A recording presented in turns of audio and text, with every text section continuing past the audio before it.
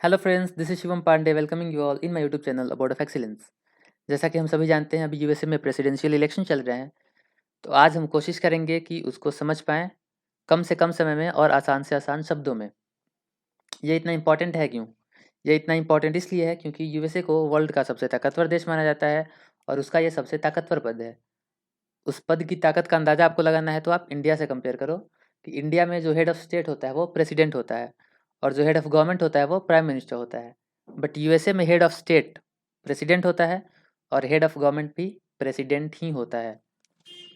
दूसरा चीज़ कि अगर आपको इंडिया में मिड टर्म में प्राइम मिनिस्टर को हटाना है तो आप सांसद इधर से उधर करके हटा सकते हो। बट यूएसए में मिड टर्म में किसी प्रेसिडेंट को नहीं हटाया जा सकता, बशर्ते कि महाभियोग या इम्पीचमेंट न लगा हो। और अभी तक के यूएसए की हिस्ट्री में एक भी प्रेसिडेंट को इम्पीचमेंट के थ्रू नहीं हटाया जा सका है। कोशिश की गई है बट हटाया नहीं जा सका है।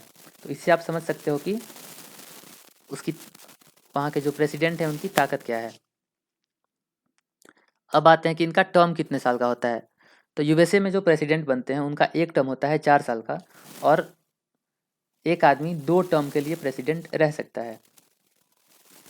उसके बाद अगर कोई आदमी प्रेसिडेंट की मृत्यु हो जाती है तो उस प्रेसिडेंट के टर्म पे वाइस प्रेसिडेंट को प्रेसिडेंट मान लिया जाता है और अगर उन्होंने प्रेसिडेंट के तौर पर 2 साल से कम का कार्यकाल रहा उनका तो उसको एक टर्म नहीं माना जाएगा और 2 साल से ज़्यादा का कार्यकाल रहा तो उसको एक टर्म मान लिया जाएगा। लेट्स से अगर कोई प्रेसिडेंट मर गया और उसकी जगह पर वाइस प्रेसिडेंट प्रेसिडेंट बन गए तो अगर उनका 1 साल 11 महीने का कार्यकाल है तो वो अगले 2 बार प्रेसिडेंट के लिए कॉन्टेस्ट 2 टर्म प्रेसिडेंट बन सकते हैं।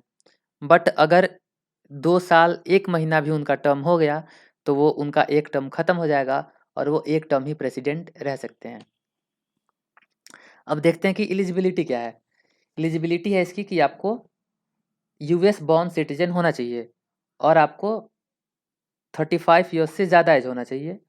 और ऐसा नहीं कि आपकी 35 ईयर्स से ज़्यादा एज है, आप यूएस बॉर्न सिटीजन हो, जन्म से बाहर रह रहे हो, 35 ईयर्स एज हुआ और आप आके कॉन्टेस्ट करने लगे, तो आपको होना चाहिए कि आप यूएस बॉर्न सिटीजन हो, 35 ईयर्स से ज़्यादा एज होनी चाहिए और आपको 14 साल यूएस में रहना चाहिए। तो अगर आप 14 साल यूएस में रहे हो, 35 ईयर्स से ज़्यादा एज है और यूएस बॉर्न सिटीजन हो तो आप प्रेसिडेंट के लिए कॉन्टेस्ट कर सकते हो। अब पॉलिटिकल पार्टीज़ कौन-कौन सी हैं? तो जो मेन पॉलिटिकल पार्टीज़ हैं वो हैं Republican, democratic, green party, T party और लिबर्टेरियन।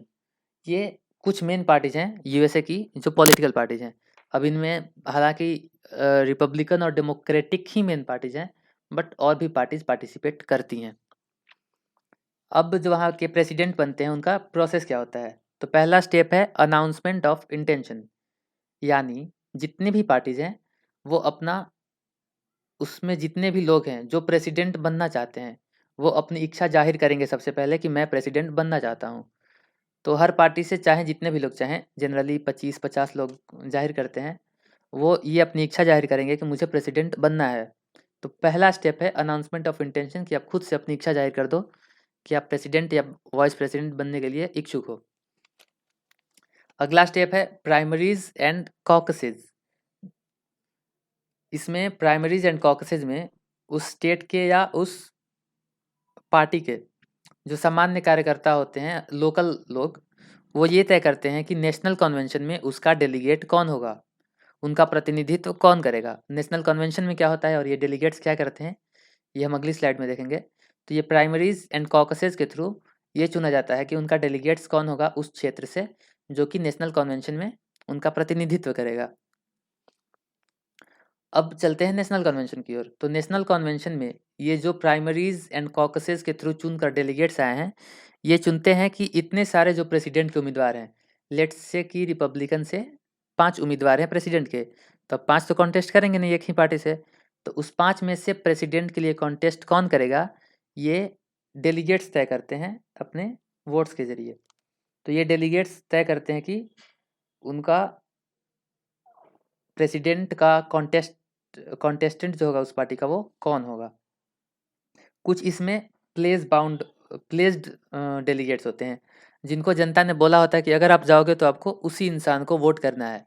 तो अगर एक राउंड में ये मामला नहीं सुलझता है कि प्रेसिडेंट कौन होगा, कॉन्टेस्टेंट कौन होगा उस पार्टी का, तो फिर सेकंड राउंड में प्लेज हटा दिया जाता है और आप जिसको चाहे उसको वोट कर सकते हो। तो ये नेशनल कन्वेंशन में ये तय होता है कि उस पार्टी का प्रेसिडेंट का उम्मीदवार कौन होगा। अब चलते हैं कि आपका ये डिसाइड हो गया कि किस पार्टी से कौन कौन लोग कॉन्टेस्ट कर रहे हैं।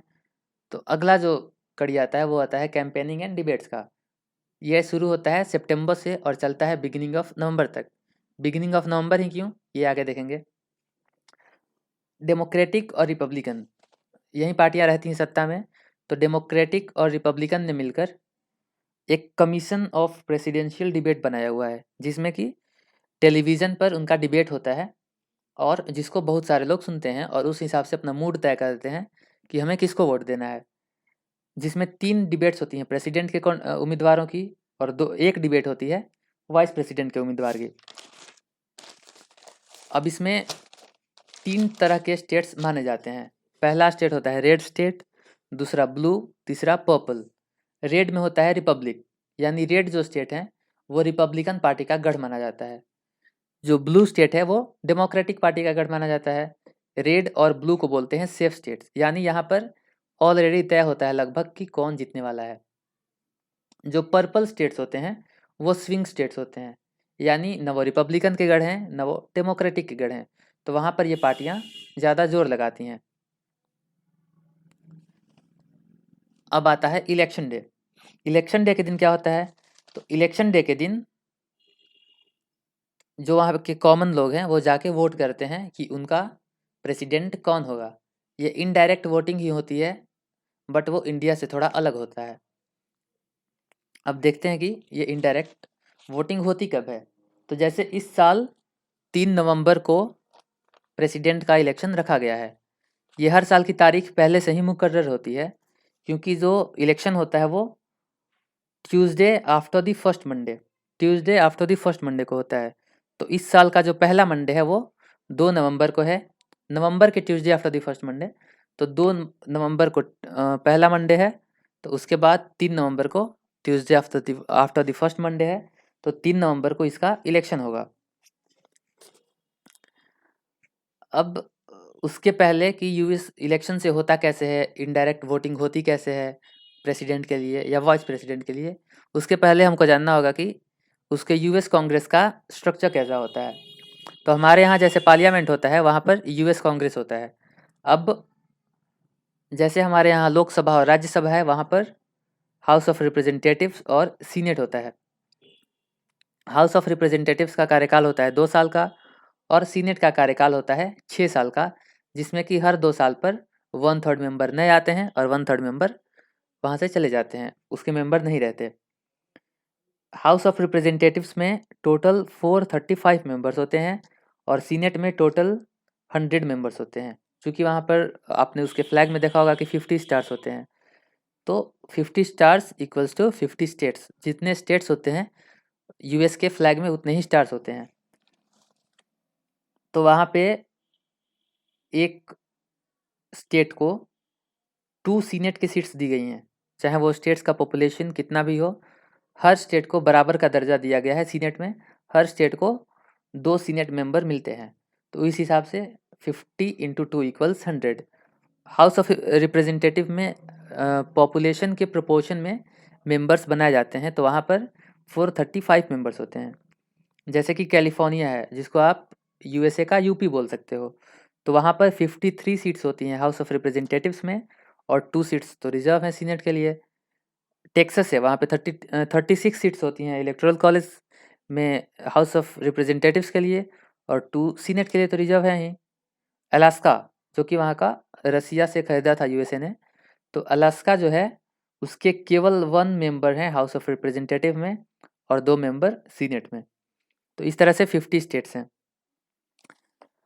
अब ये जो इलेक्टोरल कॉलेज बनता है, इस इलेक्टोरल कॉलेज से ही तय होता है कि वहाँ का प्रेसिडेंट बनेगा कौन।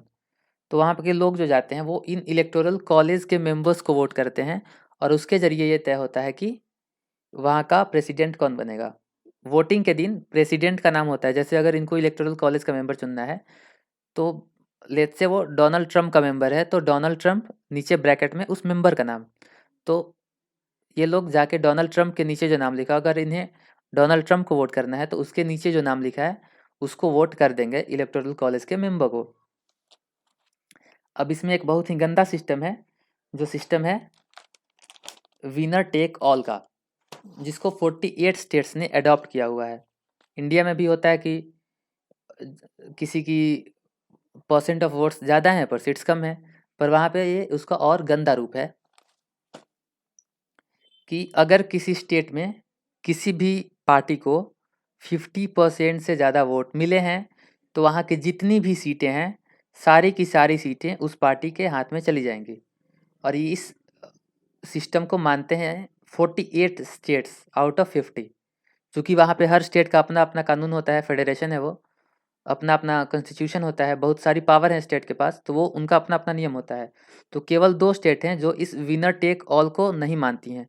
बाकी 48 सीट्स स्टेट्स में जिसका भी वोट 50% से ज़्यादा हुआ उसको उस स्टेट की सारी सीटें दे दी जाती हैं। अब इलेक्टोरल कॉलेज से जो मेंबर चुन के जाते हैं, जिनको जनता ने वोट किया और जिसकी सीटें सबसे ज़्यादा आई, उसके हिसाब से फिर प्रेसिडेंट और वाइस प्रेसिडेंट के लिए चुनाव होता है। ये जो इलेक्टोरल कॉलेज के मेंबर चुन के जाते हैं वो चुनते हैं कि उनका प्रेसिडेंट और वाइस प्रेसिडेंट कौन होगा। अब इसमें एक टर्म आता है फेथलेस वोटिंग या फेथलेस इलेक्टर्स। ये फेथलेस इलेक्टर्स वो होते हैं जो चुन के तो जाते हैं रिपब्लिकन से, पर वोट कर देते हैं लेट से डेमोक्रेटिक के लिए या वाइस वर्सा या किसी भी पार्टी के लिए। तो अगर आप इस प्रेसिडेंट के नाम पे चुन के जा रहे हो और वोट कर देते हो किसी और के लिए तो उसको बोलते हैं फेथलेस इलेक्टर्स। अब किसी को प्रेसिडेंट बनना है तो टोटल 538 सीट्स हैं। अब 538 में आपको 270 मेजॉरिटी के लिए चाहिए, उसका हाफ प्लस 1। तो जिसकी भी 270 सीट्स आ गई या जिसका भी 270 वोट्स आ गया उसका तय हो गया कि अब ये आदमी प्रेसिडेंट बनेगा। बट अगर आपका 270 सीट्स नहीं आता है तब क्या होगा? तो अगर मेजॉरिटी नहीं आता है तो होता है कॉन्टिजेंट इलेक्शन। इस कॉन्टिजेंट इलेक्शन में होता यह है कि हाउस ऑफ रिप्रेजेंटेटिव के जो मेंबर्स हैं वो तय करते हैं कि प्रेसिडेंट कौन होगा, और सीनेट के जो मेंबर्स होते हैं वो तय करते हैं कि वाइस प्रेसिडेंट कौन होगा। प्रेसिडेंट के लिए 50 स्टेट्स, और चूँकि जैसे सीनेट में हर स्टेट को इक्वल दर्जा दिया गया है, अब ये हाउस ऑफ रिप्रेजेंटेटिव में तो ऐसा है नहीं। तो अगर मेजॉरिटी किसी को नहीं मिलता है तो सेकेंड राउंड होता है कॉन्टिजेंट इलेक्शन, और इस कॉन्टिजेंट इलेक्शन में 1 स्टेट इक्वल 1 वोट। तो 50 स्टेट इक्वल 50 वोट, चाहे वो अलास्का हो या कैलिफोर्निया हो, सबको एक वोट ही दिया जाएगा और उसमें से जिसको मेजॉरिटी मिलेगी वो बन जाएगा प्रेसिडेंट। अगर अब भी मेजॉरिटी नहीं मिलता है तो जो वाइस प्रेसिडेंट का उम्मीदवार है उसको ही प्रेसिडेंट बना दिया जाता है, और जो प्रेसिडेंट के उम्मीदवार हैं उनकी दावेदारी खत्म हो जाती है। और वाइस प्रेसिडेंट के केस में अगर पहली बार नहीं चुना जाता है तो सीनेट के लोग वोट करते हैं कि उनका वाइस प्रेसिडेंट कौन होगा। अगर कोई भी वाइस प्रेसिडेंट लास्ट तक नहीं चुना जाता है तो ये प्रेसिडेंट का अधिकार होता है कि वो वाइस प्रेसिडेंट चुने और उसकी दोनों सदनों से सहमति ले, और वो किसी को भी चुन सकता है कि उसका वाइस प्रेसिडेंट कौन होगा, और उस आधार पे वाइस प्रेसिडेंट बन जाएगा।